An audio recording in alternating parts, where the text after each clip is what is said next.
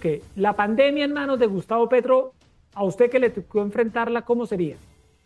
No, pues hubiera sido un desastre, porque primero yo nunca puse agendas ideológicas para gestionar ningún sector. Lo hacíamos con tecnocracia, con gerencia pública, con evidencia y tomando también decisiones basadas en la ciencia. Eso nos permitió a nosotros ser exitosos enfrentando la pandemia. Aquí hay un presidente que siempre ha querido acabar la red de aseguramiento privada. Entonces, imagínense lo que hubiera sido. Hubieran aprovechado la emergencia para nacionalizar la economía, para intervenir la economía, para intervenir la red hospitalaria y para gestionar la pandemia con criterios políticos y electorales. Es decir, hubiera sido un colapso, pero le voy a decir otra cosa que sí.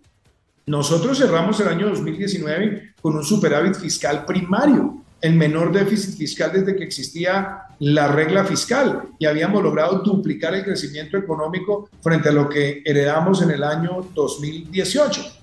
Y nos tocó en el 2020 aumentar el déficit, aumentar el endeudamiento, como lo hicieron la gran mayoría de países del mundo para enfrentar una tragedia de esa naturaleza. Pues resulta que hoy el déficit fiscal es más grande que en el 2020, sin pandemia.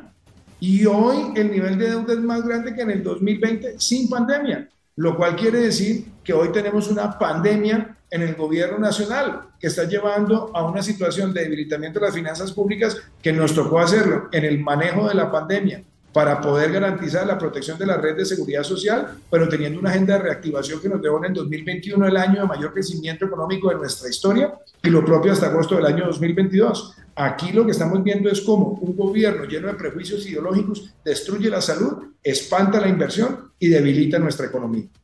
Expresidente, ¿y usted cree que hay algo intencional con el querer posiblemente de acabar con el sistema de salud en el país y estatizar y buscar estatizar el servicio al 100%?